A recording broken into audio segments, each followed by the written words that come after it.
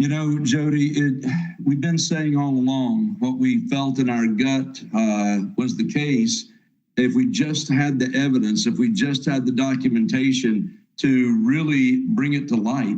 And when you started seeing that these kind of documents were being put out there that we were able to see with our own eyes, it's very clear that there was a serious plan that was being executed that moved far beyond what would just be normal politics. It was a move to try to undermine an entire presidency. And when you stop and look at the dates and the times and how all of these things came to pass, I don't think there's anything we can do but try to continue to put these facts together and then hold these folks accountable. And I think it's very important. I think the American people are going to expect that we do it. And I mean, all the way to just this week, the documents that are being put out there about Adam Schiff and the what was going on with the whistleblower that made it clear of what was happening. These are serious allegations, and I think some action is certainly warranted. Yeah, I agree with you, and I was really glad to hear what you just said, that the American people, and you're right, deserve, but also justice deserves that these people were held accountable. So I think it's important, and I'm sure Congress will move forward to come up with some reforms to make sure this type of thing never happens again in the future. But what you said has to happen, and I want to, again, just give you an opportunity to reiterate your belief that it will happen, that somebody's going to be held accountable for all of this. Well, I think that Chairman Jim Jordan has been a key individual as this information has come forward. And as chairman of the Judiciary Committee, I've been hearing from him comments that are very, very much in line with the kind of things that you and I are talking about right now. And so I'm wholly expecting that as we return to Washington and sit down and begin to think what is going to be the best steps to take, that we're going to try to get to the bottom of this and understand, because again, when Kash Patel has been able to get these documents out there and we're able to see them declassified and we're able to see the facts, look at the dates. I mean, look, when you understand that it was clear to everybody in the intelligence community that Russia was not involved with the Trump campaign, and then for that to just stop on a dime and it began to be reversed, and all of these things that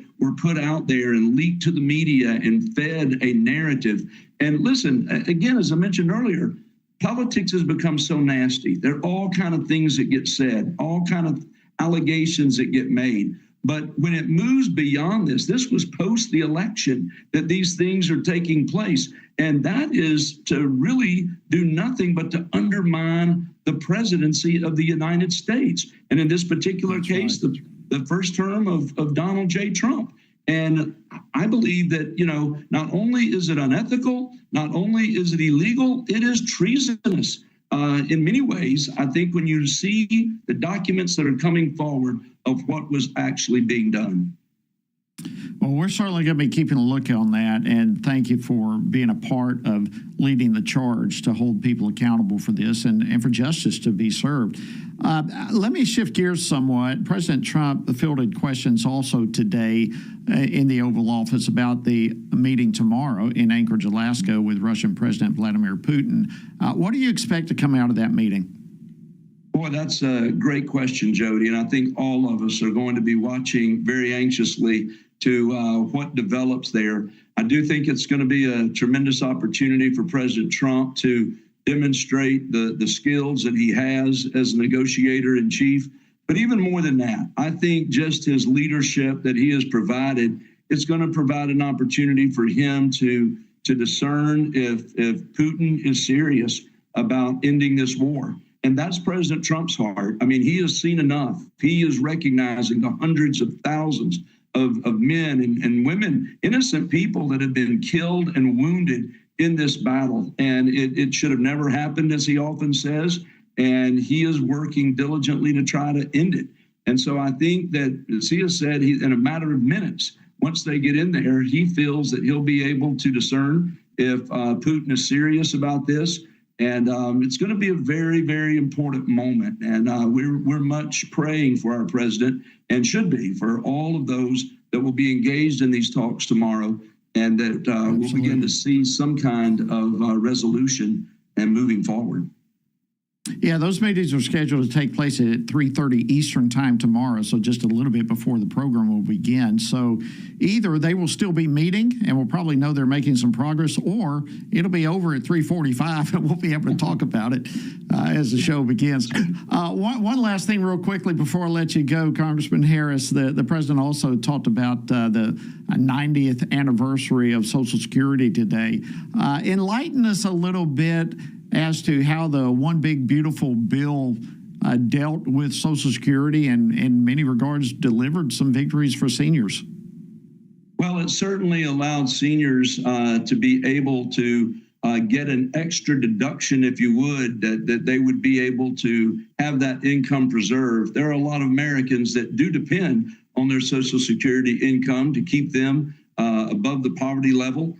And I think it's important that we take care of them. The president wants to make sure that we have Social Security secured for these seniors as well as for future generations. I think all of us recognize the reality of the challenge that is going to present. But in this One Big Beautiful Bill, there was the fulfillment of the promise to make sure that we take care of those that are on Social Security right now, and that we be able to give them a break. And so I think that this extra tax credit that they receive is something that is going to be very, very helpful to them going forward. Yeah, and it's also something, and you mentioned a while ago, you come back here in a couple of weeks, Congress, House of Representatives, and no doubt that's going to be an issue to face. I saw where Social Security is going to be insolvent, in 2032 or 33, somewhere in that ballpark. That's an issue that can't be swept under the rug much longer.